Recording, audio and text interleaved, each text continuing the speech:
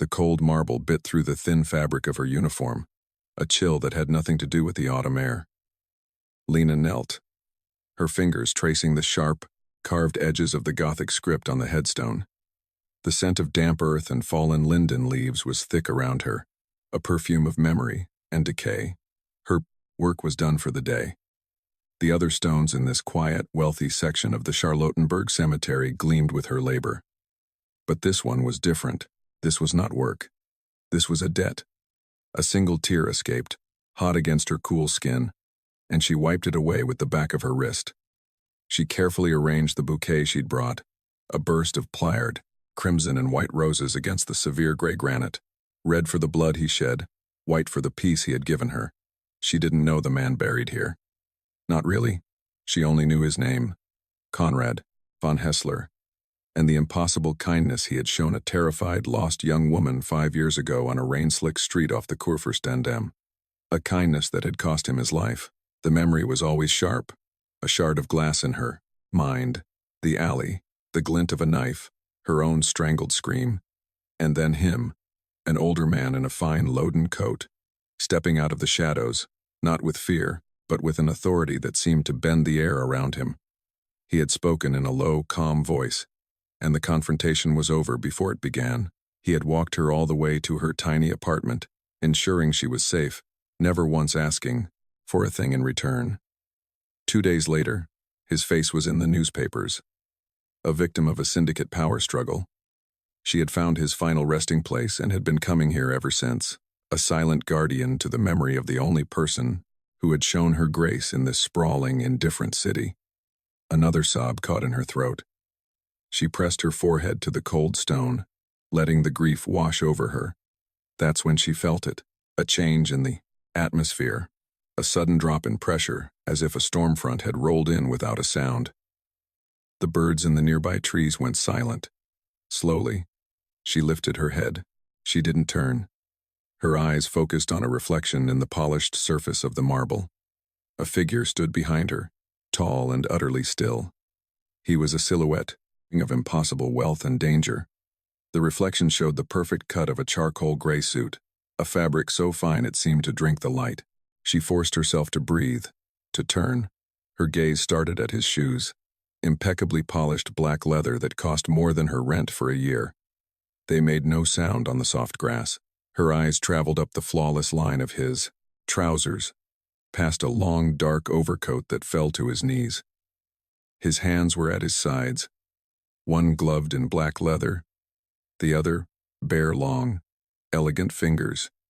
A heavy, understated silver ring on his fourth finger. Finally, she made the mistake of looking up into his face. It was a face carved from the same granite as the tombstone before them. Sharp jaw, high cheekbones, eyes that were not black, but a shade of brown so dark they seemed to hold no light at all. He was younger than the man in the grave, but he had the same aura of absolute control. He was watching her, not with curiosity, but with the cold, assessing gaze of a predator. The silence stretched, thick and heavy. He did not ask who she was. He did not ask what she was doing. He spoke 2 words, his voice a low, chilling whisper that was more command than question. Explain yourself. Lena's heart hammered against her ribs. She rose to her feet, her movements stiff. She smoothed down the front of her light blue cleaner's dress, her fingers fumbling with the ties of her white apron. I'm sorry, she stammered. I was just paying my respects. His eyes flickered to the roses, then back to her face. The lack of expression on his features was more terrifying than any anger would have been. Respects? You do not know this man. It was a statement of fact. I do, she insisted, her voice gaining a sliver of strength. He helped me a long time ago. He saved me. A muscle in his jaw twitched, the only sign of any reaction. My father, he said, the words clipped and precise, was not in the business of saving people. The world tilted.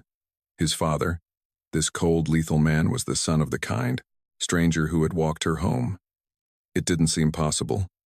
They were night and day, a shadow and a memory of light. He was kind to me, she said, her voice dropping to a whisper. I never forgot it. The man, Max von Hessler, as she now knew he must be, took a step closer. The air crackled with his proximity. He smelled of cedar and cold winter air. Kindness is a liability, a currency for fools. Whatever you think you know about him, you are mistaken. Now leave. This is a private matter. She should have run. Every instinct screamed at her to turn and flee this place, to forget this man and the grave that tied them together. But she couldn't. She had tended this memory for 5 years. It was hers too. I'm sorry for your loss, she said quietly, standing her ground. That was when she saw the flicker of something in his eyes. Not anger, but something colder. Contempt. You are sorry for my loss, he repeated, the words laced with a subtle, dangerous irony. He was about to say more, to dismiss her, to erase her from his presence, when the sound came. A soft thud from the cemetery road, then another. Max didn't look. His entire body went rigid, his focus sharpening on something beyond her. He moved with a speed that was inhuman. One moment he was standing before her. The next his hand was on her arm, his grip like steel. He pulled her down hard, behind the massive granite headstone of his father's grave. Stay down, he commanded, his voice no longer a whisper, but a blade. The world erupted.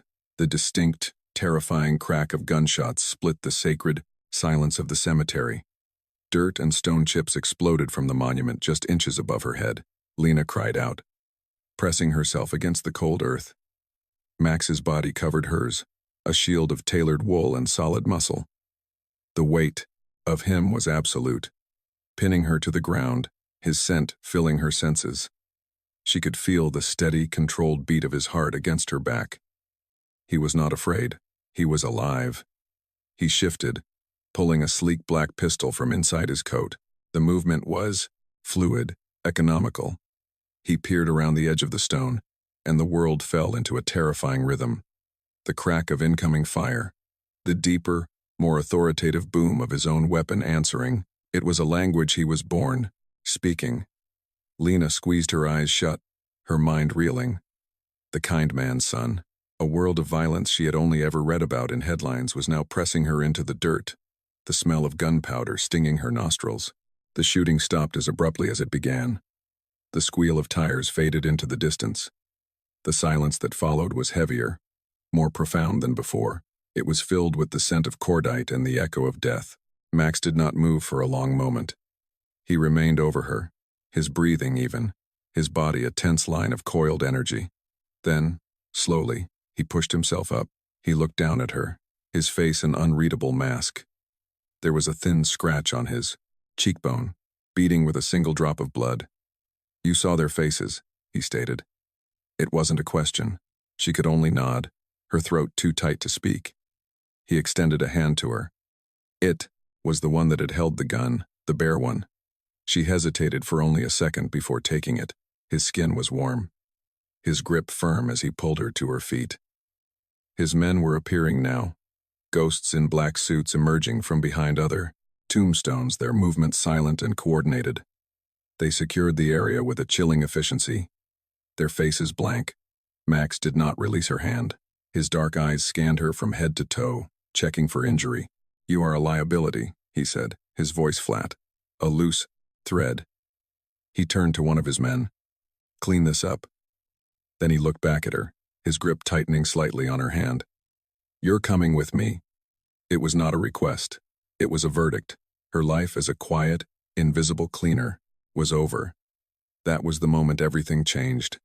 She had come to honor a debt to a dead man and, in doing so, had become indebted to his dangerous son. The door to her old world had just been locked, and he was the one holding the key. The ride to his penthouse was silent and surreal. Lena sat beside him in the back of a black Mercedes with windows so dark they turned the vibrant city of Berlin into a muted gray landscape. The car moved with an unnatural smoothness, gliding through traffic that seemed to part for it. Max stared out his window, his profile sharp and unforgiving. He hadn't spoken a word since they'd left the cemetery. Lena's mind raced, trying to process the violent shift in her reality. 1 minute, she was mourning a ghost. The next, She was the prisoner of a man who moved through gunfire like it was his natural element. His penthouse was exactly what she would have expected, a monument to cold, hard power. It occupied the entire top floor of a skyscraper overlooking the Spree River. The walls were glass, the floors polished black marble, the furniture sparse and brutally modern. There was no art, no photographs, no personal touches. It wasn't a home. It was a fortress, a perch from which a predator watched his territory. He led her to a stark living area and finally released her wrist. The skin was red where he'd held her. "Sit," he commanded, gesturing to a low leather sofa. He walked to the vast window, his back to her, a dark silhouette against the glittering cityscape. "Tell me again," he said, his voice dangerously soft. "About my father." She swallowed, her throat dry. "There's nothing more to tell. It was 5 years ago. I was new here. I didn't speak the language well.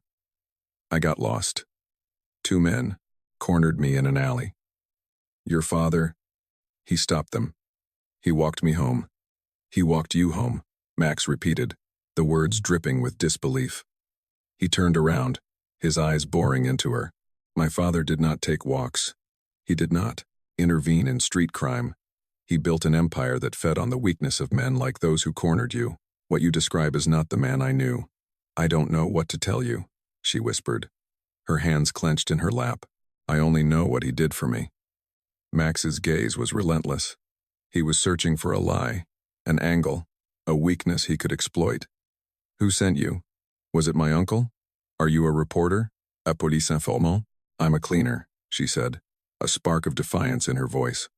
"I clean the graves at that cemetery. That's all." He fell silent, studying her. She could feel his intelligence like a physical force, dissecting her, analyzing every flicker of her expression. That's when he let something slip, a crack in his glacial facade.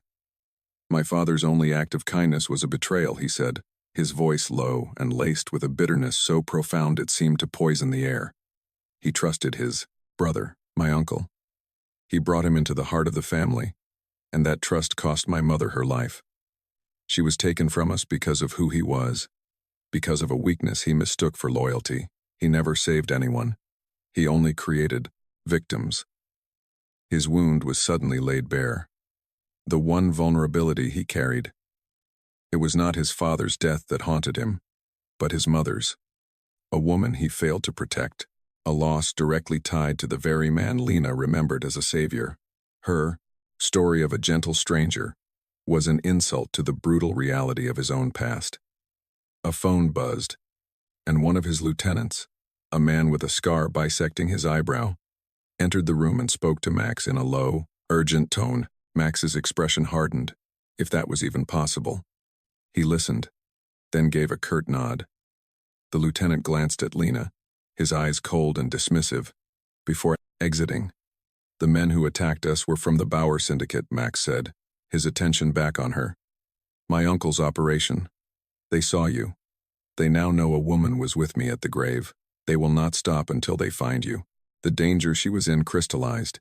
She was no longer just a witness to a crime. She was a target, a loose end his enemies would be eager to tie up permanently.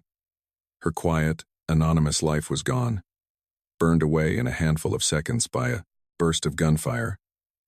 Later, hidden in a guest room that was larger and more luxurious than her entire apartment, she overheard voices from the main living area. The lieutenant, Kurt, was speaking, his tone insistent. "She's a risk we cannot afford. We don't know who she is or what she wants. A civilian witness is a liability. We should handle it before they get to her." The silence that followed was terrifying. Lena's blood ran cold. She knew what handle it meant. She leaned against the door, her ear pressed to the wood, straining to hear Max's reply. But there was nothing. He was considering it. In his world, a life like hers was expendable, a piece to be sacrificed to protect the king. Panic clawed at her throat, but something else rose with it. Anger. She would not be a victim. She would not be a pawn to be swept off the board. She straightened up, took a deep breath, and opened the door. She walked back into the living room. Both men turned, surprised. Kurt looked furious at her intrusion. Max's face was unreadable. She walked right up to him, her chin held high. "You want to get rid of me because you think I'm a liability?" she said, her voice shaking but clear. "But you're wrong. I'm not a liability. I'm an asset." Kurt scoffed. "An asset? You're a cleaner." "I'm observant." She shot back, her eyes locked on Max. "I notice things people overlook. It's my job." She took a breath. "The car they used. A black sedan. Your men already know that. But they probably don't know about the decal on the sedan, rear passenger window. It was small, a silver wolf's head, howling. It was custom, not a manufacturer's mark. That's how you'll find them." Silence. Kurt stared at her, his contempt replaced by a flicker of shock. Max's gaze intensified. He had been there, in the middle of a firefight, and he hadn't seen it. But she had huddled on the ground, terrified for her life. She had noticed a detail that could break the case open. She had made a choice. She could have stayed in the room, waiting for her fate to be decided. Instead, she had walked out and demanded her right to survive, proving her worth in the only language they understood. Information. Max dismissed his lieutenant with a flick of his wrist. The man left, closing the doors behind him, leaving them alone again in the cavernous room. "You are surprising," Max said. It was the closest thing to a compliment he was capable of. It was only then that she noticed the dark stains spreading on the side of his pristine white shirt, just below his ribs. "You're hurt," she said, her focus shifting. He glanced down, dismissing it. "It's a graze. It needs to be cleaned," she insisted, "or it will get infected." Before he could protest, she went to the minimalist bathroom, found a first aid kit, and returned. "Take off your jacket and your shirt." He watched her, a strange expression on his face, a mixture of annoyance and something else she couldn't name. For a moment, she thought he would refuse. Then, with a sigh of resignation, he shrugged off his overcoat and his suit jacket, pulling his firearm from its holster and placing it on a glass table, with a heavy, definitive click. He unbuttoned his shirt, his movements precise. The wound was a nasty gash, bleeding sluggishly. The skin around it was already starting to redden. Lena's old instincts from her 2 years of nursing school kicked in. She worked efficiently, her hands steady as she cleaned the wound with antiseptic. The sting of it made him flinch, a barely perceptible tightening of his abdominal muscles. He was all lean muscle and taut skin, marked by the faint, pale lines of older scars. The space between them shrank. She was so close she could feel the heat radiating from his body. The scent of him cedar, antiseptic, and something uniquely masculine filled her senses. She was acutely aware of his stillness, of the way he watched her, his dark eyes tracking the movement of her hands. She finished dressing the wound, her fingers brushing against his warm skin as she secured the bandage. Her touch was professional, but in the charged silence of the room it felt intimate, dangerous. Her eyes met his. The silence stretched, thick with unspoken words. For the first time, she saw something in his gaze that wasn't cold calculation or suspicion. It was a flicker of something human. He looked down at her hand, which was resting near the bandage. He noticed the small, silvery scar on her knuckle, a remnant of a childhood accident. He opened his mouth as if to ask, but then closed it, pulling his armor back into place. But the moment had happened. A connection forged in violence and sealed with a quiet act of care. It was the first undeniable sign that he was beginning to see her not as a liability, or a cleaner, or a ghost from his father's past, but as Lena, just Lena. And that, she knew, was the most dangerous thing of all. The Silver Wolf decal was the key. It led Max's men to a nondescript auto body shop in a gritty industrial district in Marzahn. It was a known front for the Bauer Syndicate. Max decided to go himself with a small elite team. He told Lena to stay in the penthouse where she would be safe. She refused. "They're hunting me," she argued, her voice firm. "I'm not going to hide like a frightened child while you fight my battle. I saw the decal. I should be there." He studied her for a long moment, his face impassive. She expected him to refuse, to lock her in the room. Instead, He gave a single, sharp nod. Stay in the car. No matter what happens, the garage was quiet when they arrived, deceptively so. Max's men moved like shadows, securing the perimeter. He got out of the car, his hand resting on the braint, gun beneath his jacket. He looked back at her one last time, his eyes conveying a silent command. Stay. She watched as they breached the entrance, disappearing into the dark maw of the building. Seconds stretched into an eternity. Then a deafening explosion ripped through the structure, shattering the windows and sending a plume of fire and black smoke into the night sky. It was a trap. Lena's heart stopped. She threw the car door open, ignoring his order. Debris rained down around her as she ran toward the burning building. Max, she screamed, her voice lost in the roar of the flames. Chaos erupted. Bauer's soldiers poured out from an adjacent building, firing on 3 Surdom, Max's men as they scrambled from the wreckage. It was an ambush. In the Stuman's confusion, a large, burly man with a cruel face spotted her. He broke from the porty, firefight and lunged, grabbing her by the arm and dragging her back toward the piercing shadows. She fought, kicking and scratching, but he was too strong. He clamped a hand over her mouth, his breath hot and foul against her cheek. Through the smoke and flashing lights, she saw Max emerge from the garage, soot-stained and bleeding from a cut on his forehead, but alive. His eyes swept the scene, and then they found her. For a split second, the cold, controlled mask he always wore shattered. She saw a raw, primal fury in his eyes, a look of sheer terror that stunned her. He thought he was about to lose her. That single, unguarded moment changed everything.